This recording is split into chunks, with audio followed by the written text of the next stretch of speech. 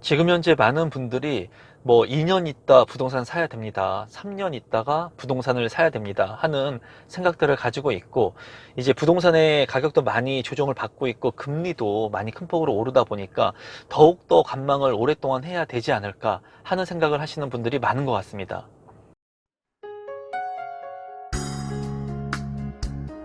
임성배 TV. 보는가 덴데크 물론 부동산을 삼에 있어서 저렴하게 저가의 가격을 낮게 책정된 금액으로 살 수 있다면 가장 베스트라고 할 수가 있습니다. 하지만 누구나 이렇게 부동산의 가격이 조정을 받고 떨어지는 시간 속에서 최저점의 부동산을 사기란 쉽지가 않습니다. 특히나 부동산 고수조차도 부동산의 가격 흐름을 완벽하게 이해하거나 전망을 맞출 수가 없어요. 그렇기 때문에 고수들도 부동산의 전망을 보면서, 그리고 상황마다 변하는 부동산의 시장 상황을 보면서 매수를 결정하고 타이밍을 잡으려고 노력을 하죠. 그런데 최근에는 2년 있다가 부동산을 사야 된다, 3년 있다가 부동산 사야 된다, 최소한 2, 3년 있다가 부동산을 사야지 그것이 맞는 정답이다 라는 얘기들을 많이 합니다. 그 얘기는 지금 현재의 상황만 보면 그게 맞을 수 있어요. 하지만은 제가 이제 말씀드리는 부분은 뭐냐면, 미래는 아무도 알 수 없다는 거예요. 제가 항상 늘 말씀드리지만은 부동산의 가격을 맞출 수 있는 사람, 그리고 저점을 정확하게 맞출 수 있는 사람은 이 세상에 그 누구도 없습니다. 다만 지금 현재의 상황을 보면서 2, 3년 뒤쯤 되면은 그래도 부동산의 가격이 좀 많이 조정받을 수 있지 않을까, 이런 생각들을 하시는 분들은 많이 있는 것 같아요. 그리고 저 역시도 2, 3년 뒤에 정말 많이 조정받을 수도 있다고 생각을 합니다. 그런데 중요한 것은 부동산의 가격이, 금리가 많이 오르고 부동산의 가격이 좀 조정을 받고 심리적인 부분으로 인해서 위축이 된다고 하고 거래가 많이 안 되게 된다면, 이제 부동산의 완화 정책들을 정부에서는 발표를 할 수밖에 없어요. 왜냐하면 부동산을 안정화시키고, 그리고 거래가 잘 이루어지고 완만한 상승이 돼야지 그 연관된 산업들도 발전을 할 수가 있고요. 그리고 관련된 일자리들도 창출이 되고, 그리고 살아가는 삶의 터전들도 유지가 될 수 있기 때문이죠. 그런데도 불구하고 많은 사람들이 부동산이 대폭락되기만을 좀 기다리기도 하고, 그리고 저점의 타이밍을 잡고 내가 매수를 하기 위해서 부동산이 그냥 많이 떨어지기만을 기다리고 바닥을 확인하고 사겠다라는 생각들도 많이 하시는 것 같습니다. 이런 생각은 굉장히 위험한 생각이라고 저는 말씀을 드리고 싶어요. 오늘 영상을 보시는 구독자분들께 제가 가지고 있는 생각을 좀 공유해 본다면, 저 역시도 부동산을 사고 파는 데 있어서 최저점에 사고 최고점에 팔 수 있다면 좋다고 생각을 하는 사람입니다. 하지만은 제가 20년 넘게 부동산을 경험해 보니까 정말 정답은 부동산의 가격을 예측할 수 없기 때문에 적정 가격이 됐을 때 그 부동산을 살 수 있는 용기가 있어야 되고요. 그리고 하염없이 오르는 부동산 시장 속에서 내가 많은 마진을 좀 포기하고서라도 내가 팔 수 있는 용기가 있어야 된다고 생각을 합니다. 그래서 제가 봤을 때는 많은 사람들이 지금 현재 2년 있다가 3년 있다가 저점을 확인하고 사라 라고 얘기를 하는데, 첫 번째 오류는 뭐냐면 2년이나 3년 뒤까지 지금과 같은 기조가 계속해서 이어질지 모르겠으나 정부 정책이 유연하게 대처하면서 이제 부동산은 생물이기 때문에 어떠한 변동성이 있을지 모른다는 거예요. 그래서 미래의 2, 3년을 지금 예측하는 것은 지금의 현 상황에서 2, 3년을 예측하는 겁니다. 물론 데이터를 통해 가지고 수요량이라든가 공급량 이런 것들을 통해서는 물론 일부 수요급 같은 경우에는 예측을 할 수 있겠죠. 하지만 사람의 심리라든가 또는 이제 변화하는 정부의 그 정책이라든가 이런 부분들을 3년 동안의 데이터 베이스를 가지고 내가 정확하게 예측할 수가 없다는 거예요.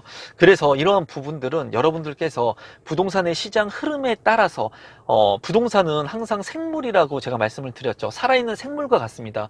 그래서 절대 고수가 있을 수가 없어요. 부동산은 그 시장을 얼마나 명확하게 판단을 하고 미래를 예측하고, 그리고 경험을 통해 가지고 그 시간 속에서 부동산의 정책들과 심리를 얼마나 잘 읽어내고 그 시간 속에서 내가 얼마나 많은 그런 도전을 할 수 있는 사람인지, 그리고 용기 내서 무언가를 행동할 수 있는 사람인지, 그런 부분에 따라 가지고 이제 부동산을 투자할 수 있고 수익을 낼 수 있는 구간들이 사람마다 틀려지게 됩니다.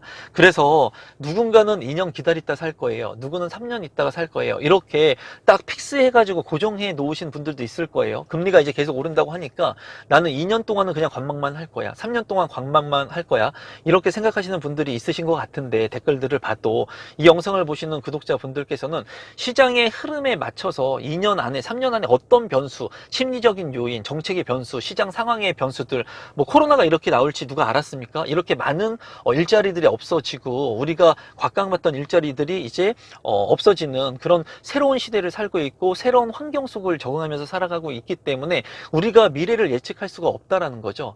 그래서 여러분들께서 매 순간마다 그리고 일정 그 시간이나 섹터마다 어떻게 변화하는지를 잘 대처하시면서 무조건 관망만 하는 것이 좋은 것이 아니라 이 흐르는 부동산의 시장 속에서 여러분들이 기회를 창출할 수 있도록 생각해 보시면 좋을 것 같고요. 부동산 같은 경우에는 좋은 입지의 부동산을 싸게 사면 무조건 좋은 겁니다. 무조건 부동산을 이거를 다르게 생각하면은 입지가 좋은 부동산을 싸게 사는 게 좋은 건데, 많은 사람들은 그냥 싸게만 살려고 하니까 지방에 있는 전세 갭 투자, 모피 투자, 뭐 100만 원 갭 투자, 500만 원 갭 투자 이런 것들을 통해 가지고 개수를 무분별하게 늘리는데, 부동산의 가격이 상승을 하고 자산의 가치가 올라가는 시장에서는 그런 것들이 어떻게 보면 자산 상승으로 이루어질 수 있지만, 부동산의 경기가 안 좋고 만약에 안 좋은 그런 시장 경제 상황들이 연속되게 된다면, 코로나 같이 이런 안 좋은 세계의 위기들이 오게 된다면 이제 부동산의 가격들이 많은 조정을 받을 수가 있어요. 지금과 같이. 그렇게 됐을 때는 싸게 사는 부동산이 좋은 것이 아니라 입지가 좋은 부동산을 싸게 사는 것이 좋은 게 진리라는 겁니다. 그래서 많은 사람들이, 지금부터 제가 하는 얘기가 좀 집중해서 들으시면 좋을 것 같은데, 많은 사람들이 바닥에서 살려고 하거든요. 그리고 지금 현재 관망을 하면서 그런 얘기들을 많이 하더라고요.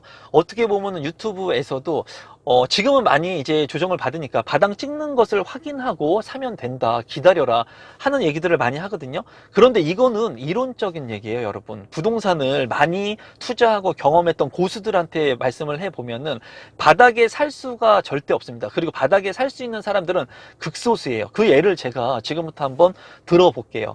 만약에 5억짜리 아파트가 있다고 예를 들어보겠습니다. 많은 사람들이 5억짜리 아파트를 살려고 했는데 경기가 어려워져 가지고 지금과 같이 거래가 잘 안 되는 시장이 됐어요. 그러면 5억을 가지고 있던 사람들, 5억의 아파트를 가지고 있던 사람들이 5억에 팔 수 있었는데 욕심을 부려가지고 더 높은 금액에 팔려고 했다가 경기가 안 좋아지니까 그러면 5억이라도 팔아야겠어 하고 5억에 내놨습니다.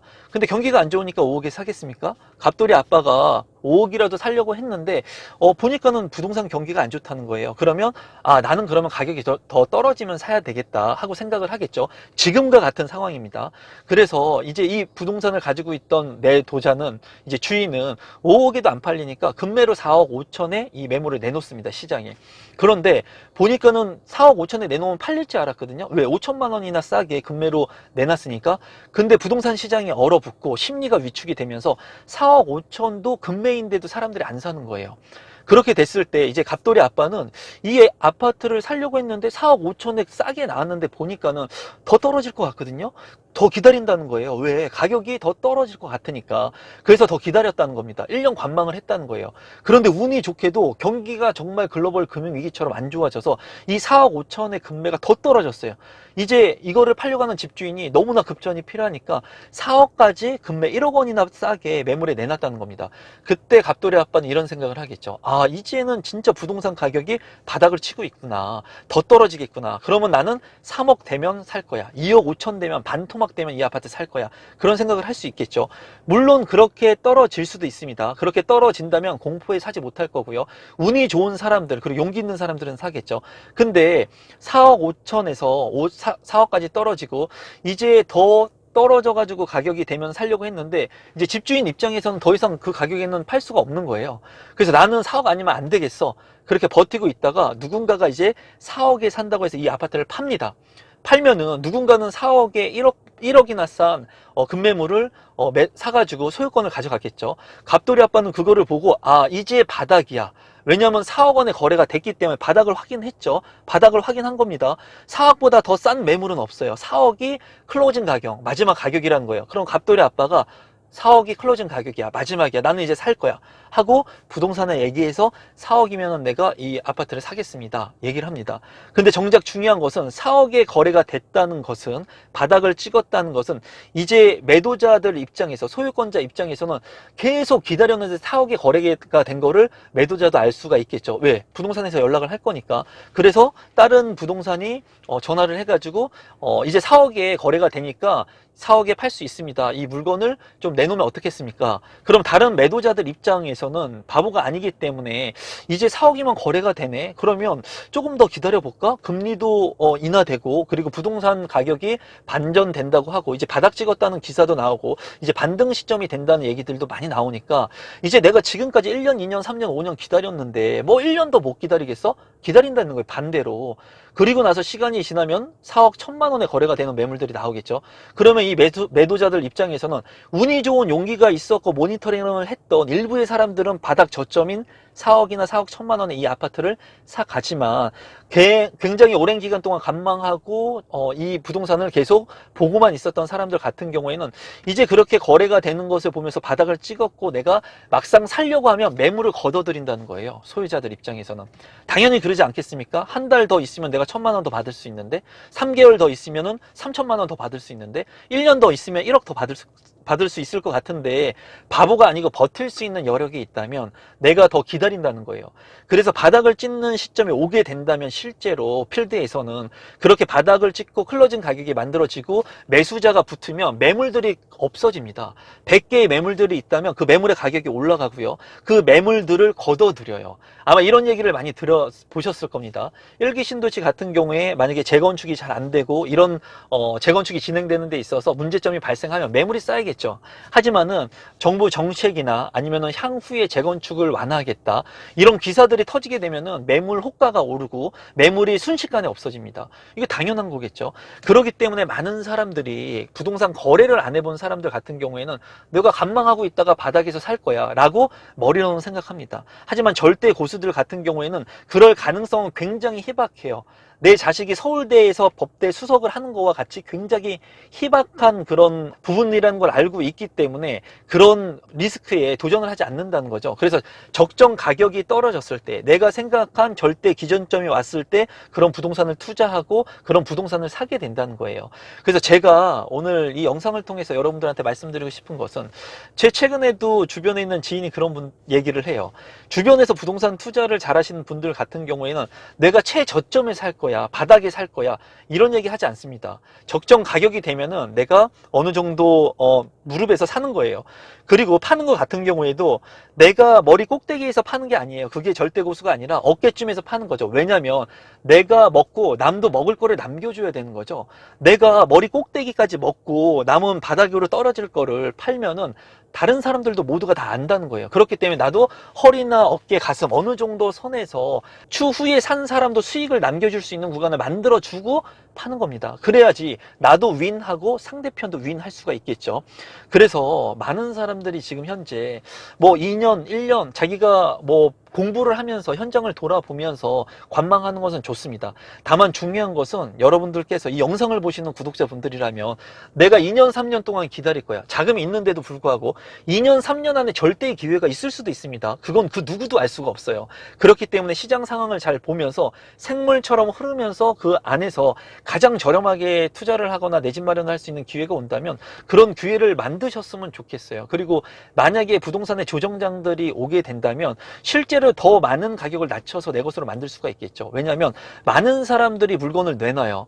매도자들이 물건을 내놓고 물건이 안 팔리는데 5억짜리 아파트가 4억 5천까지 금매로 떨어졌는데 내가 그 물건을 실제로 계약을 하면서 현금을 주면서 깎을 수 있다는 거예요. 예를 들면은 잔금을 내가 일찍 당겨줄 수도 있겠죠. 내가 4억 5천의 아파트를 거래하려고 했을 때 1,000만 원, 2천만 원 더 만약에 싸게 해주시면, 500만 원이라도 싸게 해주시면 잔금을 내가 10일 안에 치르겠다, 15일 안에 치르겠다, 계약금을 내가 20% 걸겠다, 30% 걸겠다, 중도금 일정을 빨리 당겨서 더 많이 주겠다.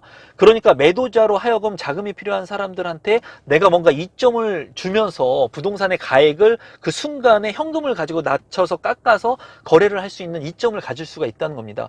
그래서 이렇게 매도자 우위 시장이 아닌 매수자 우위 시장이 만약에 형성을 하게 된다면 이 금매보다 더 가격을 깎아서 살 수가 있어요. 다만 지금은 부동산 가격이 많이 올랐다가 조정을 받는 시점인데 이 조정폭이 크지는 않습니다. 지금 조정폭이 아주 크지 않기 때문에 어쩌면 이 조정의 폭이 더 갈 수도 있습니다. 그리고 어느 정도 조정의 그 시기가 길어질 수 있어요. 이 시기는 1년 정도 양도세 완화의 매물도 있고 지금 현재 완화책들이 나오기 전까지는 유지가 될 거라고 저는 생각을 하고 있습니다. 그리고 완화에 대한 부분들이 아주 일시적으로 많은 사람들한테 완화를 해줄 것이 아니라 무주택 서민들이나 이렇게 그분들이 집을 살 수 있는 그런 여건들을 만들어주고 완화가 점점점 될 거기 때문에 한순간에 이 부동산의 가격들이 폭등을 할 수 있는 그런 개연성은 지금 현재 많진 않다고 저는 생각을 하고 있습니다. 하지만은 이거는 제 생각일 뿐이지 이거는 이 시기가 단기간에 있다가 또다시 부동산이 상승장으로 될지 그거는 누구도 몰라요. 부동산의 심리, 수요, 공급 그리고 정부의 정책들, 세금 정책들 이런 것들이 다 맞물려서 진행이 되는 거기 때문에 그런 부분들은 저도 그렇고 여러분도 그렇고 이 시장 상황에 있으면서 어떻게 진행이 될 것인지 어떤 흐름이 연속될 것인지에 대해서 좀 고민을 해보시면 좋을 것 같고요. 제가 말씀드린 대로 아까 바닥을 찍으면서 사겠다라는 생각들을 많이 하고 계시는 분들이 많은 것 같고 부동산의 경험이 없는 분들이 그런 생각들을 많이 하십니다. 그리고 일부에서는 부동산에 대한 경험이 많이 없는데도 불구하고 많은 것처럼 비춰지는 사람들이 있거든요. 그런 분들이 그런 얘기들을 많이 해요. 바닥에서 확인하고 사면 된다. 절대 네버 바닥을 확인하고 살 수는 없습니다. 그러면 주식도 바닥 확인하고 다 사고 부동산도 바닥 확인하고 다 사고 그러면 다 백만장자 되죠. 그런데 그렇게 된 사람들이 없다라는 거예요. 그렇기 때문에 리스크가 조금 있지만은 떨어지는 시간 속에서 일정 부분 떨어졌다고 생각을 하고 내가 원하는 그 폭의 조정이 왔다고 생각하면 그런 부동산들을 저렴하게 내 것으로 만들고 그리고 현금 흐름을 통해 가지고 시간을 확보해 가지고 가격이 다시 반등하거나 화폐 가치 하락으로 인해서 자산이 상승할 수 있을 때까지 내가 버티는 겁니다. 그런 패턴이 계속해서 이어지는 거예요. 그렇기 때문에 이 영상을 보시는 분들 같은 경우에 지금 뭐 이렇게 많이 오른 주택을 보면서 이거 무조건 사야 된다 그런 말씀을 제가 드리는 게 아니에요. 그리고 많은 분들이 뭐 제 영상을 보면서 어떤 분들 같은 경우에 최근의 영상들 또는 일부 영상들만 보신 분들 같은 경우에는 제가 주택을 무조건 사라고 부추긴다고 생각하시는 분들도 있는 것 같아요. 그런데 이거는 반은 맞고 반은 틀린 겁니다. 반은 어떤 게 맞냐면 무주택자분들은 집이 있어야 됩니다. 이거는 진리예요. 그냥 진리. 내 시점이 좀 싸게 살 수 있느냐 비싸게 사느냐 이거의 차이인 거지 언제가 됐던 간에 무주택자는 1주택자가 있어야 됩니다. 그리고 많은 사람들이 그런 얘기를 하더라고요. 내가 돈이 얼마 없으니까 내가 사는 것은 렌트를 사고 그리고 투자를 하면 되지 않느냐. 이 얘기도 맞기는 맞지만 정작 중요한 것은 만약에 선택을 했을 때 내 집 마련을 할 수 있으면 내 집 마련을 먼저 하는 게 좋다라는 거예요. 투자를 통해 가지고 전세 갭을 껴가지고 투자하는 것보다는 내 집 마련을 해야지 내가 안정적인 패턴을 가지고 삶을 영위할 수 있다는 핵심적인 부분을 가져갈 수가 있습니다. 이렇게 얘기하면은 대출을 많이 끼니까 삶이 안정적으로 되지 않지 않습니까? 이렇게 얘기하는데 전월세 렌트로 사는 사람들은 삶이 안정적입니까? 그게 아니라는 거예요. 더 힘들다는 거예요. 앞으로 더욱더 더 힘든 시기가 있다는 거예요. 금리가 오르면 전세자금 대출 안 받아요? 월세 안 냅니까? 렌트는 렌트일 뿐이에요. 다만 주택을 내 것으로 가지고 있다면 내가 소비 절제를 통해 가지고 대출금을 상환하고 그리고 패턴들을 줄이고 부동산이라는 것을 경험을 하면서 부동산에 더 관심을 갖고 자산을 더 늘리기 위한 공부들 부동산 재테크의 공부들에 더 집중할 수가 있다는 거죠. 그래서 오늘 제가 말씀드리고 싶은 것은 여러분들께서 부동산 가격이 조정을 받는다고 해가지고 무조건 2년 기다릴 거야 3년 기다릴 거야 이렇게 정해 놓으시면 안 돼요. 그 시간 속에서도 기회가 올 수 있기 때문에 만약에 자금이 없으신 분들이라면 그 시간 속에서 자금을 모으면서 그래도 내가 가격이 많이 조정을 받고 그리고 큰 폭으로 떨어진 부동산 가격을 내가 수용할 수 있다면 어쩌면 그게 내 집 마련을 할 수 있는 기회가 될 수 있는 시작점이 될 수 있지 않을까 한 번쯤 생각해 보시면 좋을 것 같고요. 그리고 절대로 바닥점에서 그 기회를 잡기가 쉽지 않기 때문에 그 바닥점에 오게 된다면 많은 사람들이 매물을 걷어들이고 많은 사람들의 경쟁을 통해 가지고 그 부동산을 사야 된다는 단점이 있기 때문에 그 전에 빠르게 내가 액션을 취할 수 있는 그런 부분들도 한 번쯤 생각해 보시면 좋을 것 같습니다. 지금 부동산 상승장에서 약간 이제 꺾이고 부동산 가격이 조정을 받고 있다 보니까 많은 사람들이 그냥 막연한 기대를 갖고 계시는 분들도 있는 것 같아요.